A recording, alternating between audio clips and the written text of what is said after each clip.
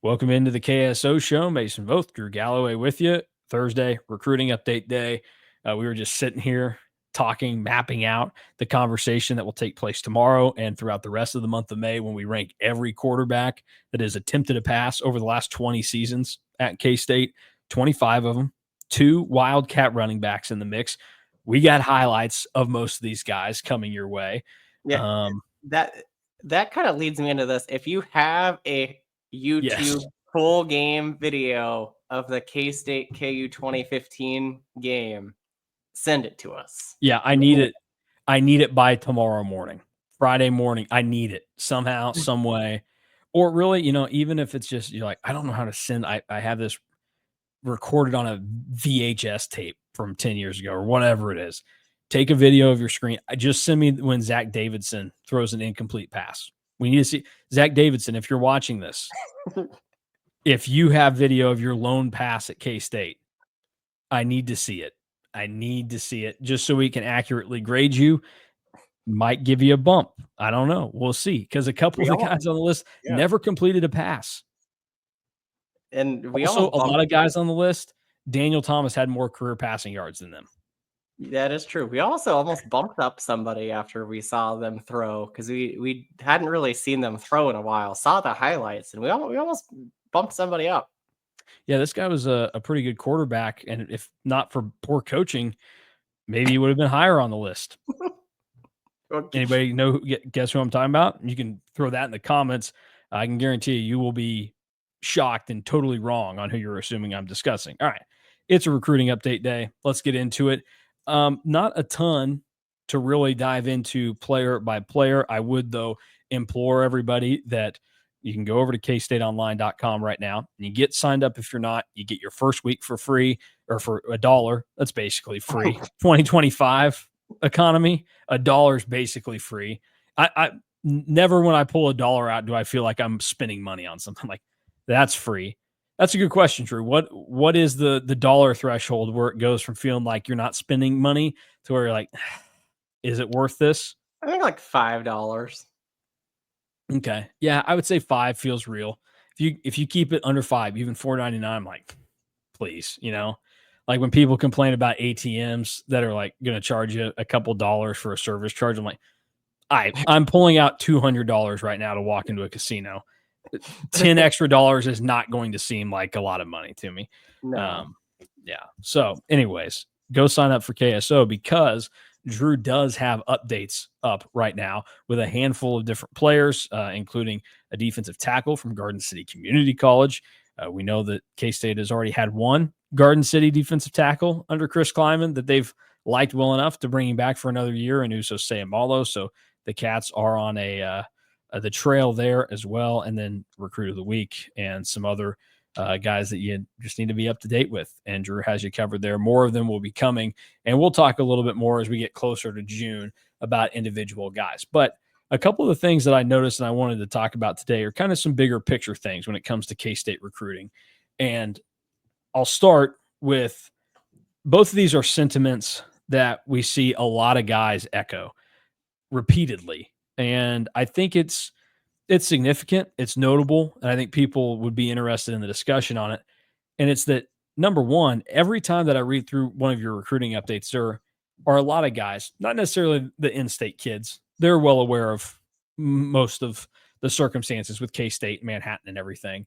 But if you look at guys from out of state, especially further out, they get to K-State and they all say facilities are pretty much the same as everywhere else that they've gone. Sometimes they are surprised at how great the stadium is, how big, all these things. Any adjective you can think, they go, oh, I didn't think it would be like this, but they're surprised in a good way. Other guys are thinking, Manhattan, Kansas, nothing going to be going on there. They're impressed by the campus. They're impressed by Manhattan, the town, and it kind of opens their eyes a little bit more. One of the ones that triggered me thinking about this was one of your updates that will be coming out in the near future with a guy with the last name of Thomasy. He's got offers coming in from everywhere. He's been to a bunch of different places, and it's interesting to me that repeatedly you hear this from recruits. And then the other thing that makes their visits special, I think, is that every single one of them, I mean, and this is dead serious, you always have a line in there where they talk about it just feels like the coaches pay more attention to me. They treat me a little bit better here. Like all these different things. And it's like, okay, so some of these guys are probably like fringe, like Oklahoma's in the mix with a number of these guys. There may be fringe takes for Oklahoma where OU's probably going to need a miss on a couple of guys here or there and bump them up or whatever. So you're like, okay, yeah, that makes sense why maybe Oklahoma is not as engaged with defensive tackle number 6 on their board as K-State would be with defensive tackle number 2 on their board or whatever it may be. But it's every guy that says this. So it's not just if you're going for somebody that's lower on Oklahoma's board and it's like, yeah, you're K-State, you got to kind of punch up a little bit. It's relative to peer institutions. So like if it's Oklahoma State, if it's Iowa State, if it's Nebraska, if it's whoever it may be, K-State always seems to get that from the recruits, the reaction to how the coaches treat them. And I think that's significant and just another one of those things that really sticks out about the job that Chris Kleiman and his staff are doing. Yeah, I think that it really just highlights that they're all so on the same page and so in sync. And some people kind of roll their eyes when you get to the next year and you're just kind of running it back with the same staff. But some of that is just the staff being a lot more comfortable in Manhattan and knowing what they're selling and know just how special that K-State can be and wanting it to be special.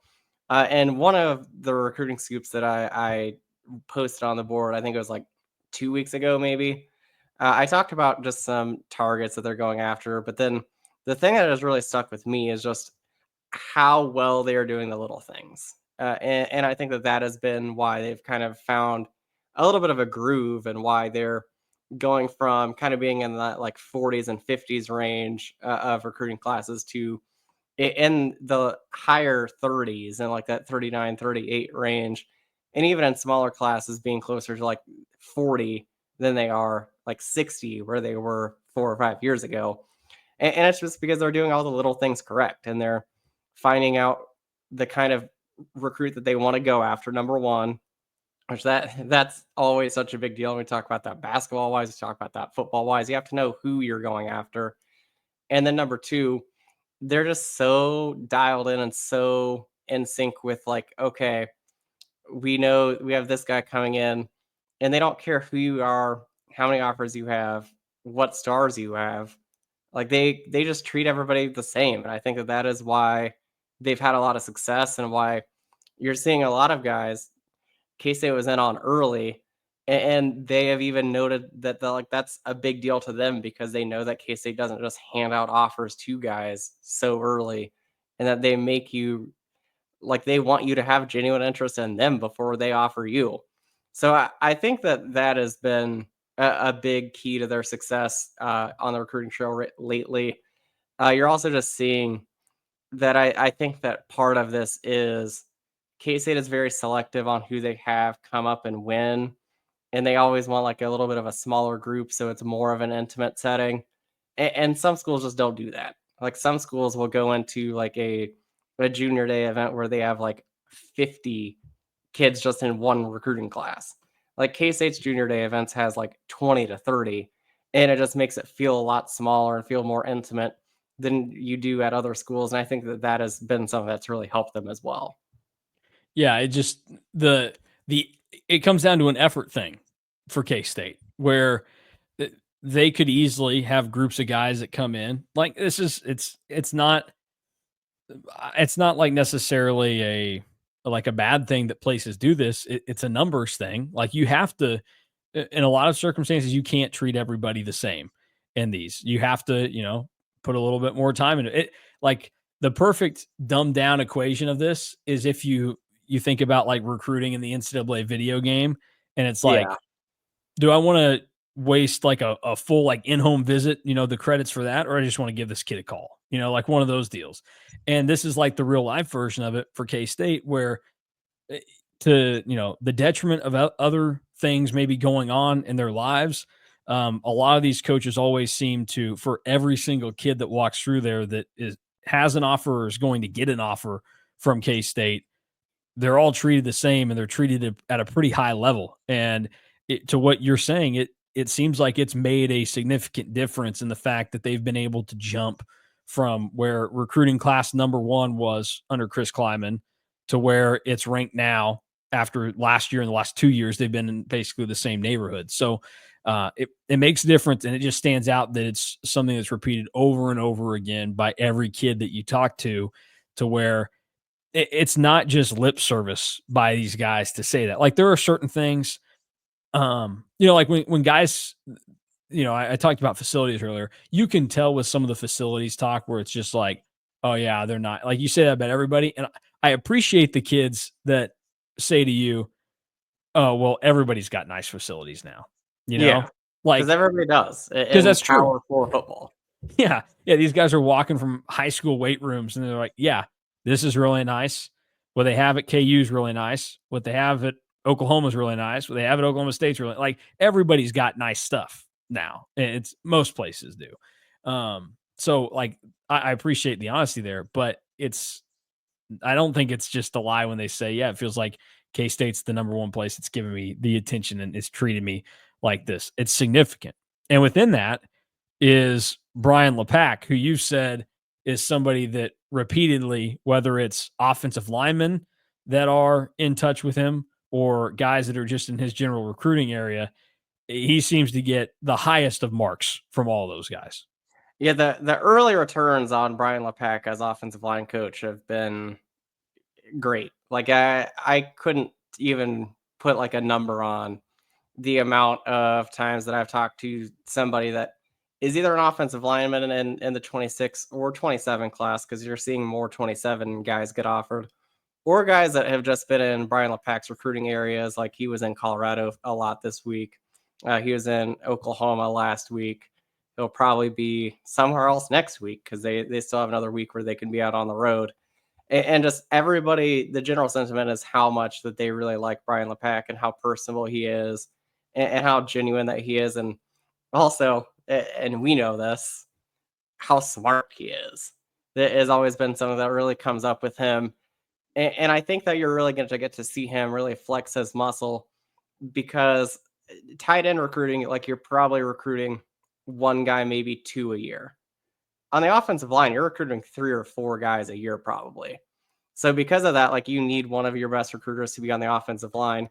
Connor Riley was a good recruiter. Brian LePack might have an even higher ceiling than Connor Riley did. And that's no mark and disrespect to Connor Riley. That's just how good Brian LePack is and how well thought of he is. And I think that that's just something that really needs to be pointed out more, because really in the 2026 class, LaMarcus Barber was the only real target that K-State was going after, because they were kind of shuffling their board. And then Connor Riley leaves to go be the offensive line coach for the Cowboys. And everything really kind of shook up from there. And now you're seeing more guys that didn't have an offer from K-State, but Brian LePack really liked them. And those are the guys that are scheduling official visits, like Noah Best, like Daniel McMorris, just some other guys like that. So you're seeing more and more of him flexing his muscle, because remember, Lincoln Cure was pretty highly rated last year, if I'm not mistaken. So now you're going to get to see that. You're not going to get that quite the same level, but you're going to get a pretty good average of like where all of the guys that Brian LePack recruits are going to be rated, I would imagine. Yeah. K-State has had, back to back now, it seems like maybe 2 of their most beloved coaches when it comes to guys being recruited by them at the offensive line, because it was very clear to tell that all those guys loved Connor Riley as a coach, and now Brian LePack seems to fall into the same order.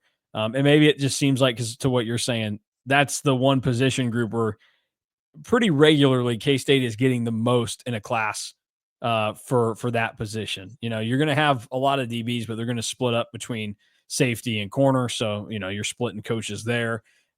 Maybe receiver occasionally or whatever, but really that offensive line spot is where it's going to shine through. But I thought it was a fascinating thing to talk about and bring up, just because it continues to come up over and over again, and just kind of fascinates me to think about how often K-State is thought of in that way, and that they're, even if they're not getting these guys, because you're not going to get all of them. Some of these guys are going to come in, they're going to say nice things, you're going to think nice things, but at the end of the day, a lot of them that are on like a higher end are going to say, I can't really go play in the Big 12 right now. Like I'm from Texas. I want to play in the SEC, or I want to wherever. Okay, that makes sense. But in some way, I think people should at least look at it and appreciate the fact that K-State is probably setting the standard for how these guys think that they want to be treated. And then think about, on the flip side, how often there are guys that K-State talked to out of high school that you bring up the transfer portal, and it's like, okay, K-State was in with this guy in high school. Now he wants to transfer, and they're bringing him in. Like, we talked about it at the time last year when it happened, but maybe the greatest example of this is the fact that Dylan Edwards is a Wildcat right now. Yeah. That things played out the way that it did with his high school recruitment, and that K-State handled it in a way to where when he said, I want to leave Colorado, K-State was still such a high option to where, that his transfer process wrapped up rather quickly compared to what, I thought maybe it could have. So like that is one of the main examples of it, but you can go through and just see over and over again, or like to a smaller scale. Like we talked about it when, not directly on here because we weren't working together yet, but like the conversation, like when Jacob Knuth came in to add depth to the quarterback room, same type of deal where that's a guy that was willing to be selfless because he had a connection that he liked at Kansas State. Yeah, and again, not quite the same level as Dylan Edwards, but Jaden Row was somebody K-State was really involved with out of high school. He ends up in the portal. One of the first places that he reached out to was K-State, and K-State ends up getting him. Another one, not quite the same level because he really exploded after K-State went after him, but George Fitzpatrick was the same way. And then again, a little bit different because he went from junior college to FCS to now at K-State, but K-State had Quay Moss and on an unofficial visit when he was in community college, goes to West Georgia, transfers out of West Georgia. K-State offers him, K-State gets him. I don't think that it's coincidence. And the other thing too, to throw into this, to think about, you bring up George Fitzpatrick, think of how much with him and Gabe Powers we heard with what Will Howard did to get the Ohio State guys to K-State. And, we talked about it when the video with John Gruden came out, like Will Howard, a lot of praise for Chris Kleiman and K-State there. That's the kind of thing where, obviously it doesn't stop after they get to K-State, but they do such a good job that there are so many ways that this can branch out that it benefits K-State in the long run. If you don't get the short term, 17-year-old kid to commit to you, it may still work out, and it sets you up in the future. And K-State's done a nice job with a lot of that. So I just thought of another one from the portal this cycle. Jayshon Ross was again same way. Yep. Perfect example. Jayshon Ross was maybe like 2 days from committing to K-State until Alabama came into the picture. Yep. Well, I remember whatever game it was last year. It was, we were recording an instant reaction. It was at night, and Jayshon Ross was out there taking, his pictures or whatever. And at that point I was saying, I think Jayshon Ross is going to commit to K-State. And then the second the Alabama offer came in, Nick Saban was still a coach there.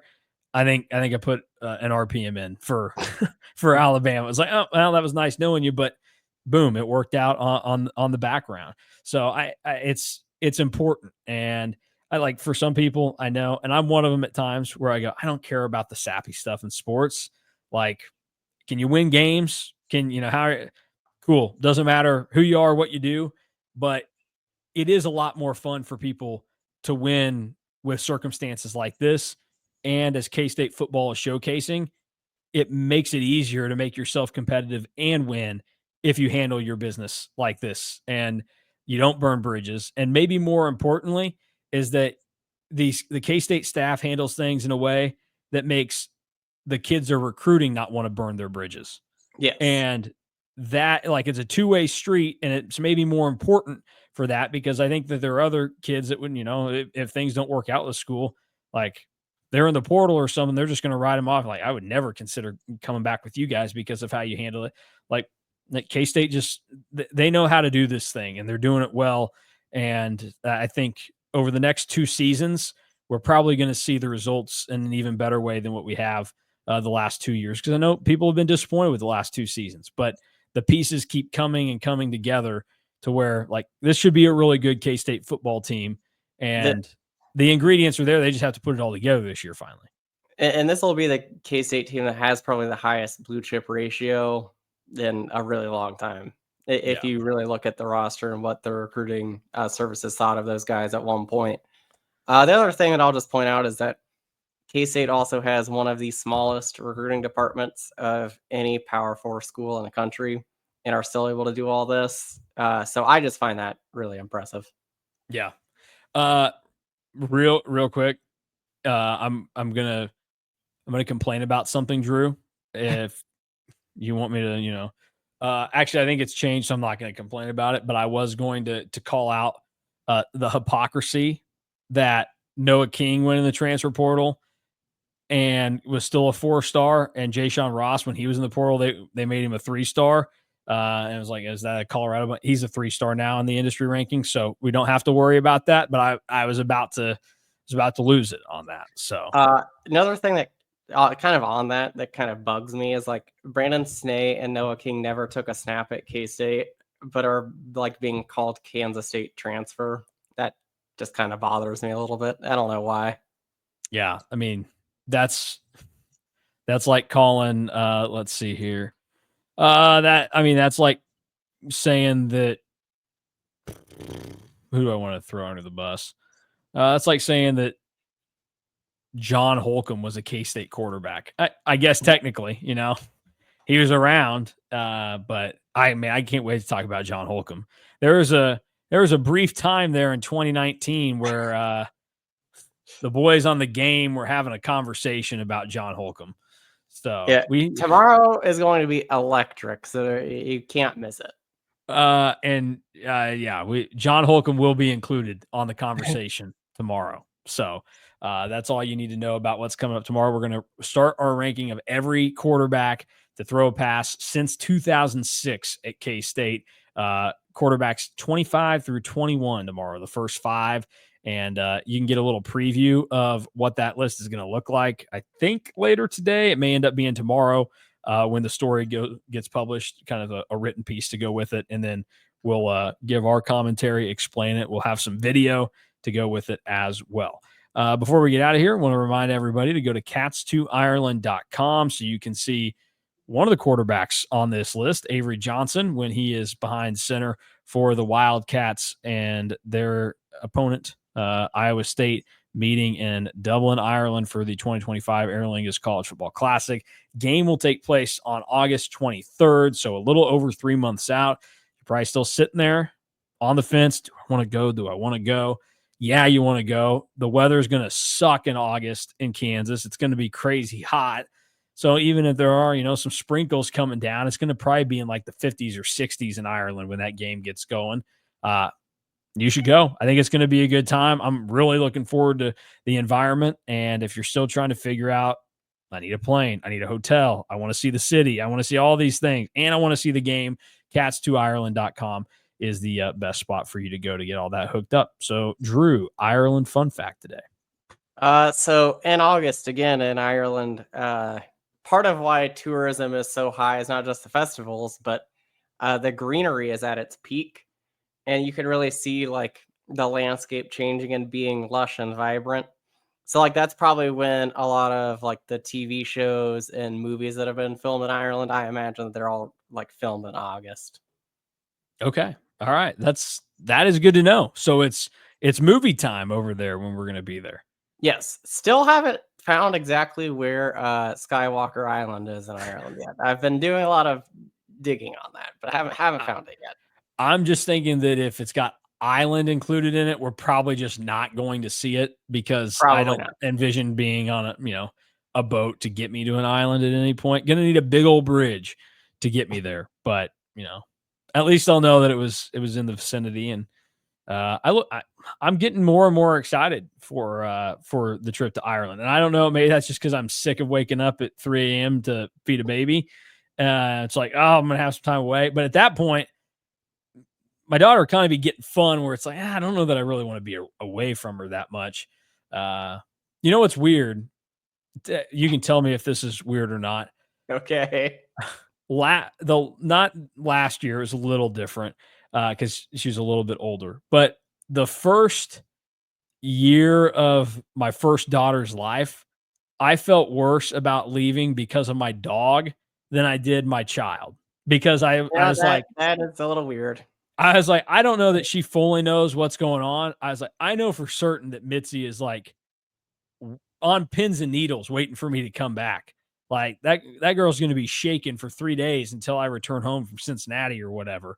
A- When it came to As Ellie, I was like, she probably doesn't even care or know. Like, as a non-parent, I feel like that's weird, but like I don't have children, It so I don't it'll know. be different in August because Ellie will be 2 at that point. She'll be well aware that I'm gone and that I've left. So, like, that might be a little bit different, and I'll maybe have a different opinion on it. But as of now, I still most of the time feel worse about leaving my dog behind, than I do my kids. So, I don't know. Maybe other people relate or other people think that I'm crazy. I don't know. Let us know there. We'll get out of here and be back tomorrow talking quarterbacks. I think the first couple of shows might be the most fun because we Agreed. don't have a lot to go off of. It's just going to be obscure memories. Drew and I have already discussed that one of the guys in the first couple of days that actually made it to week 2, so not even in the bottom 5, is a guy that is solely getting propped up because of how we remember him in the NCAA video games. So that and a lot more to be expected tomorrow with highlights and video. Going to be fun talking quarterbacks the next couple of Fridays. So we hope you join us for that here at KSO. And again, if you're not signed up for K-State Online to get all of Drew's recruiting updates and everything else going on, go to KSO right now. Get your membership. Not only does it get you great K-State info, access to our great national team at On3, and you can get your first week for just $1 if you sign up. And in the near future, you're going to get a whole lot more with your On3 membership because there's going to be a whole wave of information coming in with the On3 and Rivals merger that is in the process of taking place right now. So On3, already the best that you can get in the team site space, only going to get better over the next couple of months. And we look forward to you being a part of that with us. So for Drew Galloway, I'm Mason Voth. We're out of here. Thanks for watching and listening to the KSO Show. We'll talk to you again tomorrow when we break down the film of John Holcomb, Jaron Lewis, and a bunch of other Wildcat greats.